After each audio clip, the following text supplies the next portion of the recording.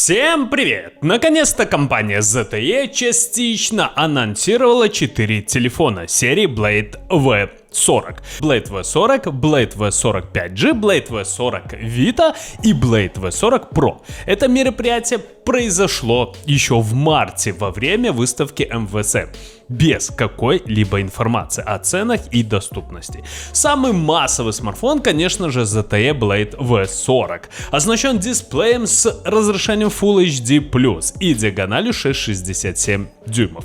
Камеру он получил тройное разрешение основного модуля 48 мегапикселей. Макромодуль поддерживает съемку на расстоянии 4 сантиметров от объекта.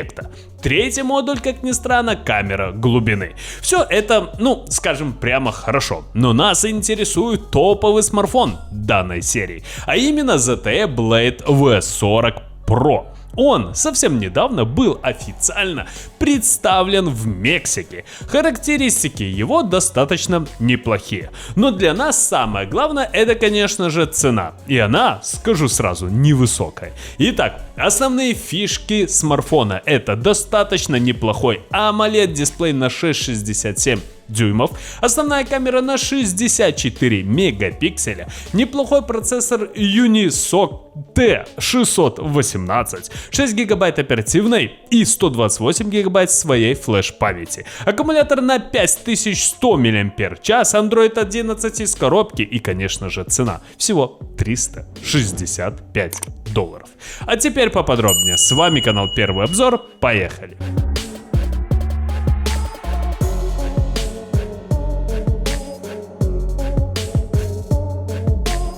Первое, что хочется отметить, смартфон Blade V40 Pro оснащен неплохим AMOLED дисплеем на 6,67 дюймов с разрешением Full HD+, и частотой обновления 60 Гц. Для многих людей технология экрана, скажем прямо, это большой минус. Но стоит отметить, что есть множество плюсов. Конечно же, основной — это насыщенность цветов. Если вам важно качество изображения, то выбирайте смартфон с AMOLED экраном. У такого дисплея, скажу как и есть, цвета будут насыщенными и яркими, в отличие от IPS матрицы. Это, я надеюсь, все понимают. Дисплей Infinity O обеспечивает отличную видимость на улице и снижает уровень синего цвета благодаря технологии защиты глаз. То есть все продумано, все на высшем уровне. Да, можно сказать, 60 Гц не топ, но все же. Теперь про камеру смартфона. Она с несколькими объективами выводит фотовозможности гаджета среднебюджетного на новый уровень. На задней панели находится основной датчик на 64 мегапикселя. Тут мы получили цифровой трансфокатор. Максимальное разрешение видео 1920 на 1080. Видео поддерживает в форматах H264, H265, MPEG-4 30 кадров в секунду. Вспомогательные датчики — это макрокамера на 5 мегапикселей и датчик глубины на 2 мегапикселя. В центре есть, как ни странно, вырез для 16 мегапиксельной селфи-камеры. То есть, можно сказать, стандартный набор для среднебюджетного смартфона. В смартфоне стоит чипсет Unisoc T618. Чип содержит 8 вычислительных ядер. Это 2 ядра Cortex A75 с тактовой частотой 2,0 и 6 ядер Cortex A55 с частотой 1,8 ГГц. За обработку графики отвечает ускоритель Mali G52MP2. В состав решения входит движок Engine Vivi Magic 5.0.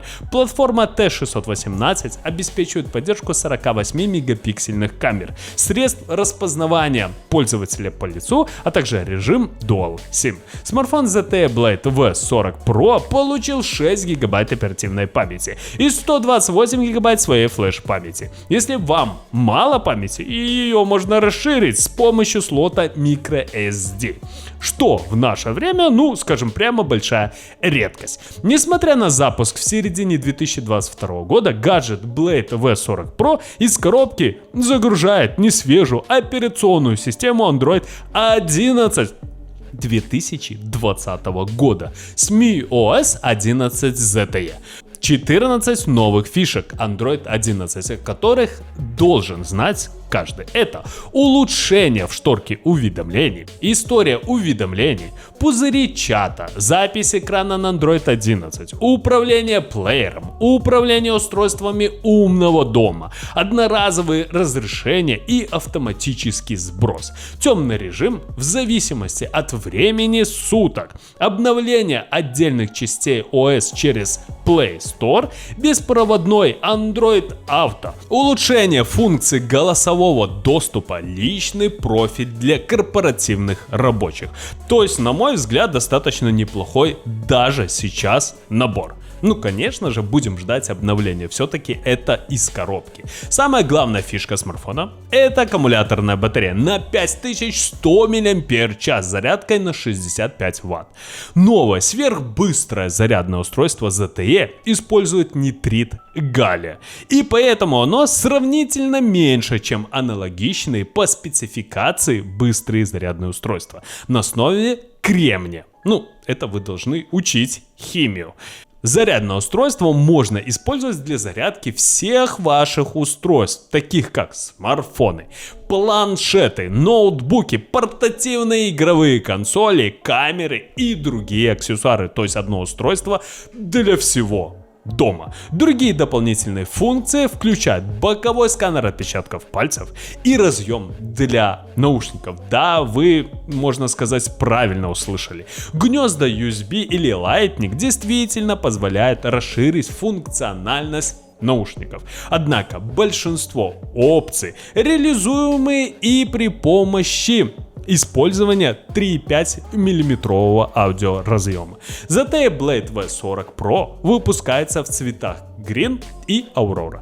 В Мексике телефон стоит $365 или 22 700 рублей российских на момент записи данного ролика. Ну что же, ребята, на мой взгляд, компания ZTE очень интересно и хитро все делает.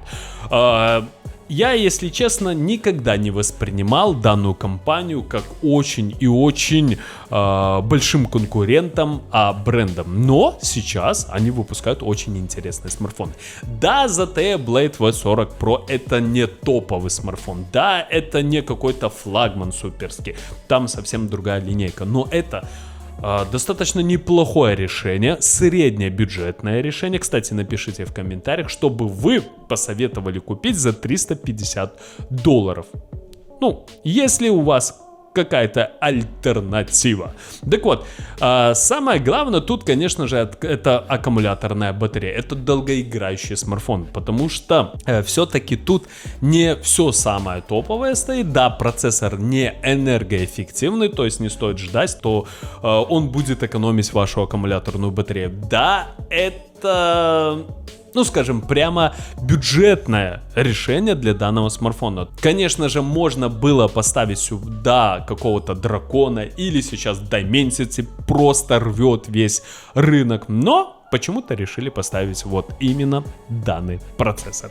Ну а так, телефон, на мой взгляд, получился достаточно интересным. Покупать ли его, решайте только сами. С вами был канал Первый Обзор. Кому понравилось видео, ставим лайки, подписываемся на канал. Всем спасибо, всем пока.